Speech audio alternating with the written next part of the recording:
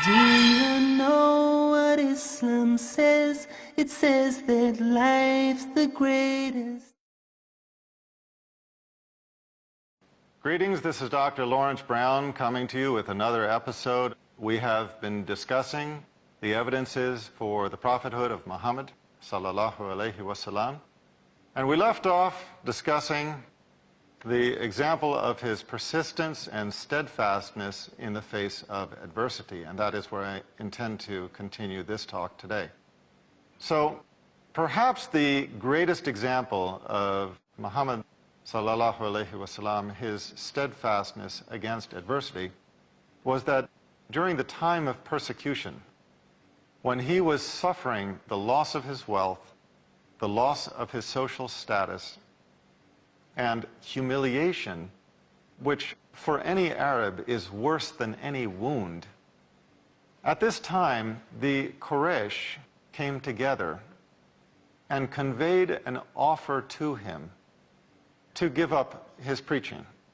The offer was as follows, quote, "If you, O Muhammad, are doing all this with a view to getting wealth, we will join together to give you greater riches than any Qurayshite has possessed.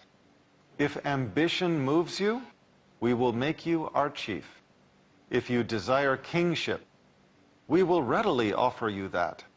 If you are under the power of an evil spirit which seems to haunt and dominate you so that you cannot shake off its yoke, then we shall call in skillful physicians to cure you."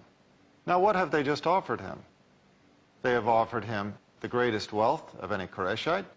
They have offered him the position of chief among them and the position of king, which are different positions, the chief being the one who actually orders affairs.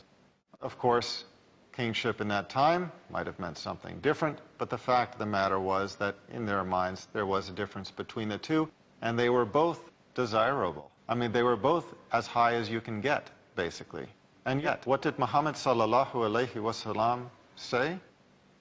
When the offer was conveyed to him through his uncle, Abu Talib, what did he say to his uncle? He said, quote, "O my uncle, by Allah, if they put the sun in my right hand and the moon in my left hand on condition that I abandon this course until Allah makes me victorious or I perish therein, I would not abandon it." He is recognizing that he might perish upon this course. He is being offered the greatest riches and the greatest social position and the greatest power within his community, and knowing that he might perish upon the path of bearing his message, he says that he would not take it, even if they offered him the sun in his right hand and the moon in his left. The example of a human being or the example of a prophet? Well, of course, he was both a human being and a prophet, but I think everybody gets the point. If we examine a man's claim to prophethood, we have to look at the other possibility, namely that he was not a prophet. But if not a prophet, what could Muhammad sallallahu alaihi wasallam possibly have been doing this for? What could he possibly have hoped for? He has just been offered everything. Wealth, power, social status, to be chief, to be king. He has just been offered everything, and he refuses it. Even though at this time he is being beaten, he is being humiliated, his life is threatened, he has fallen from wealth, he has fallen from social status, he is a social outcast, and yet he can rise from this low position that he's been beaten down into to the highest positions in the society in terms of wealth and power, and he refuses. Why? To bear his message. Is that not a powerful evidence for the prophethood of Muhammad sallallahu alaihi wasallam? At a time when anybody else would be conceiving a list of dreamed paybacks, he devotes himself to one thing: the conveyance of the message of prophethood. Similarly, when he did return to Mecca, victorious, establish the religion within Mecca, and establish himself as the prophet of Allah among the people, what did he do? He has returned to the city of his persecution. He has returned the victorious prophet. At a time when any charlatan would be dreaming up, as I said before, a list of paybacks and start designing revelation to say, give the prophet this, give the prophet that, what did he do? He revealed revelation saying, quote, "This day have I perfected your religion for you, completed my favor upon you, and have chosen for you Islam as your religion." This was a revelation signifying completion. We find another revelation at this time, quote, "Celebrate the praises of your Lord and pray for his forgiveness." Again, at a time when any charlatan would be tailoring revelation according to their desires, Muhammad sallallahu alaihi wasallam revealed verses that signaled completion of the revelation, bade him and his followers to celebrate the praises of your Lord and pray for his forgiveness, and did not lower himself to his worldly desires. What was the final revelation in the Holy Qur'an during this time? The last verse revealed, counseled Muhammad, quote, "And fear the day when you shall be brought back to Allah. Then shall every soul be paid what it earned, and none shall be dealt with unjustly." From the Holy Qur'an 281. Where other conquerors bask in self-veneration and die from the poisons of their excesses, Muhammad sallallahu alaihi wasallam transmitted a series of verses which bade him to glorify the Creator and seek his forgiveness. The exact opposite of what you would expect from a charlatan, but precisely what you would expect from a prophet of Allah. He avoided the whim of self-glorification, the satiation of long unsatisfied, suppressed lusts, and the satisfaction of a thirst for revenge, and instead devoted himself to the religion that he was committed to transmitting. In the words of Washington Irving, quote, "Even in his own dying hour, when there could be no longer a worldly motive for deceit, he, Muhammad sallallahu alaihi wasallam, still breathed the same religious devotion and the same belief in his apostolic mission." With that, let's move on to the next evidence for the prophethood of Muhammad sallallahu alaihi wasallam, and that evidence is the category of lack of disqualifiers. We have discussed all of the things that point to Muhammad sallallahu alaihi wasallam having been a true prophet of Allah. Now let's discuss the sort of things that would have disqualified him from prophethood, which we would expect to find in a human example, but significantly, which we do not find in the example of Muhammad sallallahu alaihi wasallam. To begin with, many false prophets claim divinity. They manipulate revelation for their own desires and for personal gain. They show signs of unreliability at some point. Maybe lying, maybe mental instability, or maybe we simply find out something about them at some point in their life which is not appropriate, not consonant with a man being a prophet. We do not find any of these in the example of Muhammad sallallahu alaihi wasallam. To begin with, some charge that Muhammad sallallahu alaihi wasallam was a voluptuary, that the purpose of his claim to prophethood was his love of women, and that the revelation granted him the permission to have multiple wives. Well, it's a very vain argument. To begin with, if that were the case, never had a man in all the history of mankind suffered so greatly for something he could have had in any case. Before Islam, the Arabs lived in a period of Jahiliyyah, identified by historians as the period of ignorance. They could have any number of wives, any number of concubines, any number of slave girls, any number of prostitutes. They could be free with their desires to an almost limitless capacity because this is what was socially accepted.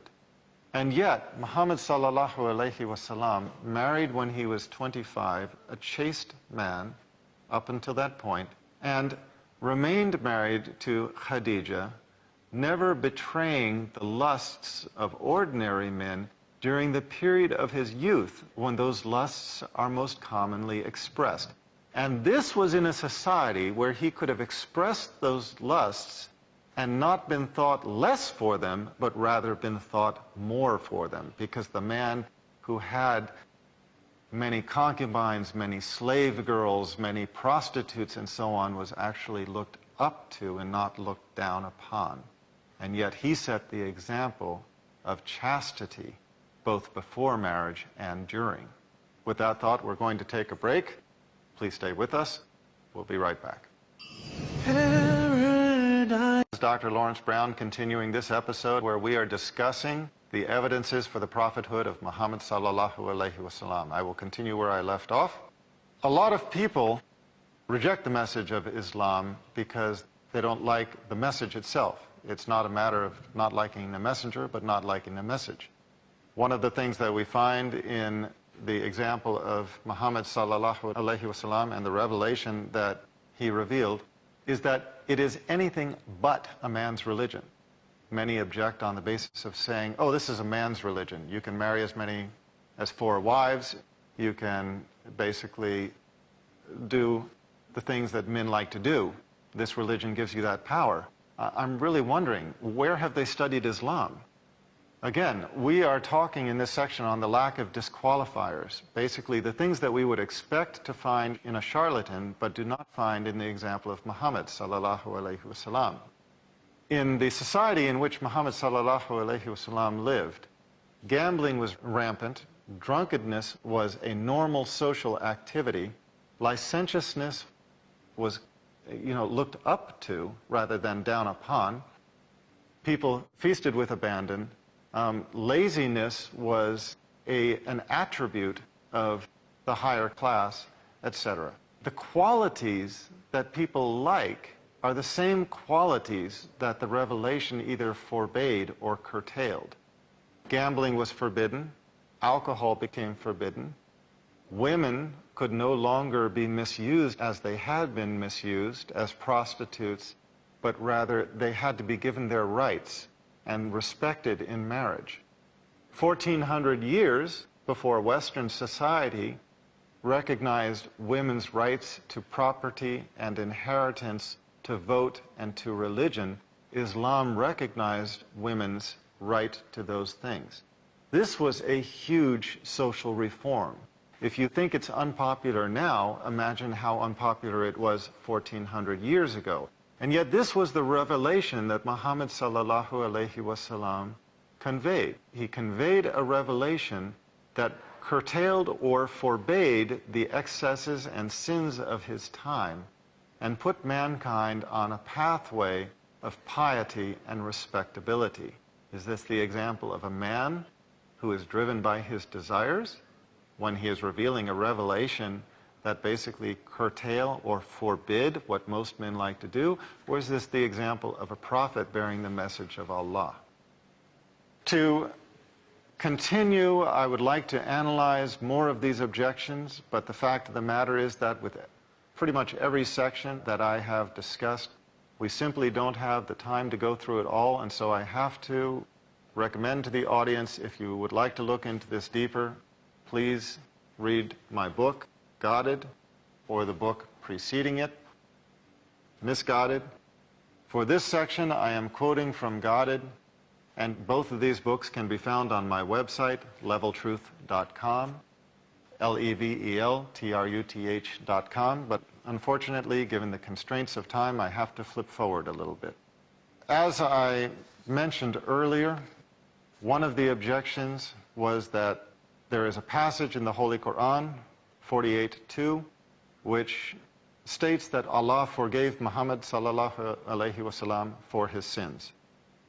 Some look at the statement and say, okay, well, so Muhammad had sins. Well, so what? First of all, they were minor, and they were extremely few, maybe in the category of misjudgments, but isn't this, again, the quality of a human being? Would a false prophet reveal a revelation that recognizes his sins? False prophets paint themselves as perfect. This revelation recognized that Muhammad sallallahu alaihi wasallam had sins, and he was the one who conveyed the revelation. Do sins negate a person's prophethood? Of course not. But if we are going to say that sins negate a person's prophethood, we have to cast out Abraham and Ishmael, Isaac, Noah, Moses. And obviously we cannot do that. So the possibility, or the recognition, I should say, that Muhammad sallallahu alaihi wasallam had sins is something you would expect of a prophet. Why? Because he's conveying a revelation, and he has to convey it as it is revealed. He might receive a verse like this that he would like to hide because it acknowledges his sins, but as a prophet, he is duty-bound to add it to the revelation. Another point is that in the Bible, we find Luke 15:7 saying, there will be more joy in heaven over one sinner who repents than over 99 just persons who need no repentance. In fact, this indicates that the person who repents creates more joy in heavens than the person who never went astray to begin with. We find that in the principles of the Jewish faith that Moses was conceived the greatest of the prophets. In Christianity, Jesus Christ was elevated to the level of divinity. Muhammad sallallahu alaihi wasallam could just as easily made such claims, and yet he consistently denied divinity and attributed it for himself, his humanity and his prophethood. Instead, he transmitted a revelation that proclaimed as follows: we believe in Allah and the revelation given to us, and to Abraham, Ishmael, Isaac, Jacob, and the tribes, and that given to Moses and Jesus, and that given to all prophets from their Lord. We make no difference between one and another of them, and we bow to Allah in Islam. So, if we are to pursue the consideration of this subject, we have to remember that Muhammad's example was one of temperance. He was not a voluptuary. He was not seeking the pleasure of women. Had he been so, number one, he could have had these things without the revelation because that was the social standard of his time. Number two, he was offered the wealth of the Quraysh, their kingship and their chieftainship. So he could have elevated himself to that position simply by receiving their offer. However, he denied it for the sake of transmitting his message of revelation. Yes, he had multiple marriages. Are they an example of licentiousness? No. Let us remember that he married for practical reasons. Through his marriages, he cemented intertribal ties, he sheltered orphaned widows and divorcees, and he demonstrated Islamic marital limits. He did not do what you would expect a leader to do. He did not handpick the choicest maidens of the realm and assemble a harem of the most beautiful women of his time. No. Only one of his wives, Aisha, was a virgin. The remainder were either divorced or older or a combination thereof. Maymuna was 51 years old when he married her, but she was young enough to be Salama's child, because Muhammad sallallahu alaihi wasallam married Salama. Zaynab was divorced from a freed slave, which was a social stigma that was almost unthinkable of at the time, and yet Muhammad sallallahu alaihi wasallam married her. In a time when other leaders were setting up rules such as the right of the Lord, the droit de seigneur, which allowed the lord of a feudal realm to bed the wives of his vassals on their wedding night at a time when people were running amok in licentiousness. Muhammad sallallahu alaihi wasallam did the exact opposite. He exemplified temperance. Yes, he had multiple wives, but for practical reasons. Is that in the Bible we find he had fewer wives than Solomon, less transgression than David, who was recorded as having arranged the death of Bathsheba's husband out of lust for Bathsheba, more restraint than Judah, who is recorded as having had an incestuous affair with Tamar. Why? Because he thought she was a prostitute, which in and of itself would have been bad enough. Better than all of these examples is the example of Muhammad sallallahu alaihi wasallam. Not to speak poorly of Solomon or David or Judah, but rather to suggest that if you take those examples as the examples of prophets or patriarchs, you have to recognize the example of Muhammad sallallahu alaihi wasallam to have been superior to the example of the polygamy of Solomon, the licentiousness or the licentious story, whether true or not, of David, and that of Judah, who, according to the story, was willing to contract a prostitute. So I will conclude by saying that yes, Islam permits polygamy within limits, as polygamy was permitted in the Old Testament. And we know that although it was not expressly permitted in the New Testament, most certainly it was not forbidden. With that, I will conclude this episode. I thank you for being with me, and we'll look forward to next time. Peace. I feel the peace. I feel the peace.